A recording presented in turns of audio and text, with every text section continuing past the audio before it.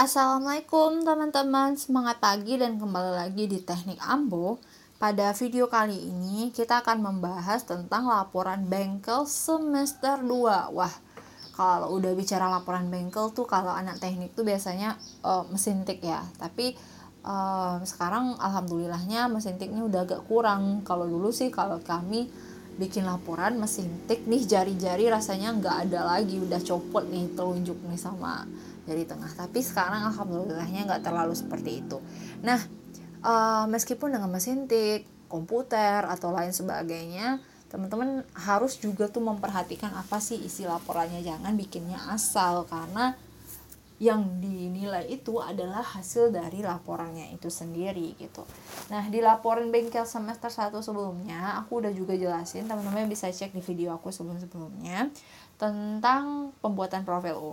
Nah, sekarang karena kita udah naik kelas nih ceritanya, jadi untuk bengkelnya pun juga udah naik. Sekarang kita nggak lagi ngikir-ngikir besi yang udah berkarat lagi, tapi sekarang kita lebih ke kabel, dimana kita akan membentuk sebuah kabel yang tebal seperti kawat, bukan kabel yang berisi serabut.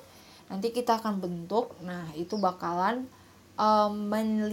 memperlihatkan skill kita tuh dalam pembuatan bengkok-bengkok. Dan ini tujuannya nanti ketika teman ada pekerjaan di sebuah panel yang cukup terbatas gitu ya. Jadi kita harus mengakali agar kabel dengan kabel yang lain itu tidak bersentuh dan menyedihkan dia hubungan singkat. Jadi kita harus belajar tentang bengkel itu di semester 2. Nah, di laporan ini karena kita nggak bisa tampilin gimana videonya, aku akan bahas dan gambarkan gimana hektiknya di laporan semester 2 ini tentang bengkelnya. Itu keren dan menantang banget.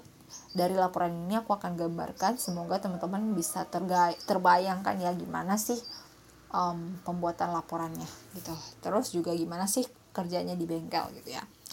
Nah, pada umumnya itu laporan di bab 1 sama tentang latar belakang, tujuan dan manfaat gitu ya.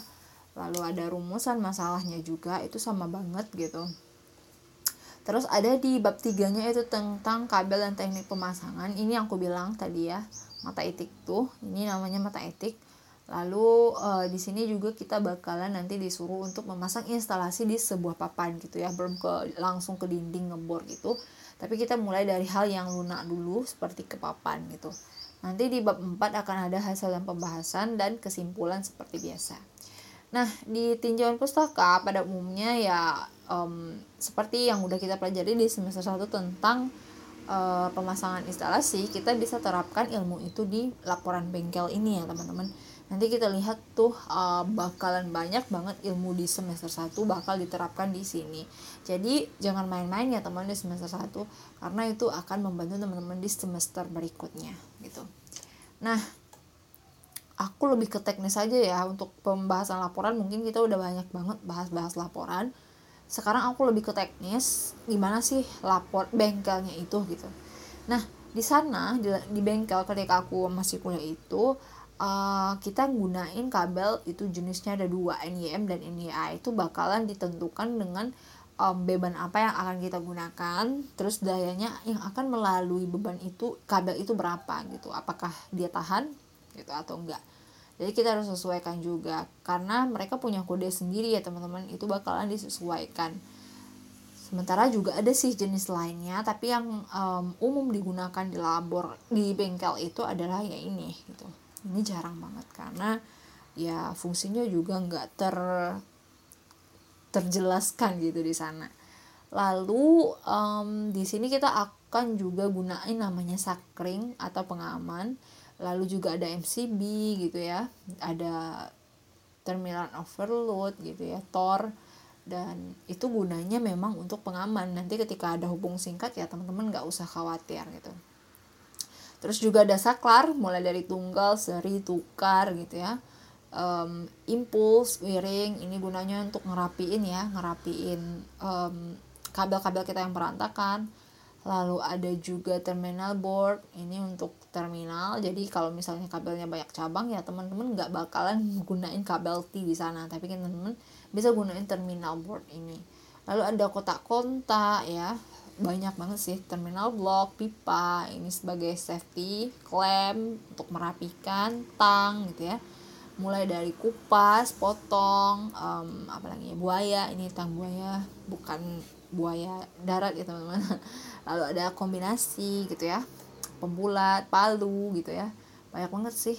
Dan ini yang paling penting, ragum, karena kita bakalan sifatnya untuk rapi gitu ya. Nah, untuk rapi teman-teman perlu banget ragum dan mistar. Mistar ini teman-teman juga jangan yang pakai yang udah nggak kelihatan lagi angkanya, karena itu bakal mempersulit kerja gitu ya. Nah, di sini untuk di bab 3 ada teknik pemasangan, di mana teknik ini aku beberapa sih udah bingung sih awalnya, tapi setelah lihat denah ini kita bisa bikin instalasinya gitu. Mereka akan kasih papan nanti, terus dengan komponen yang udah kita di bab 2 tadi, lalu kita bikin dan kita aplikasikan di papan yang udah diberikan seperti ini. Nah, mata itik yang pertama, itu latihan yang pertama yang dilakukan ya. Ini peralatannya, bisa nanti teman-teman sesuaikan atau screenshot ini apakah sama atau enggak gitu ya.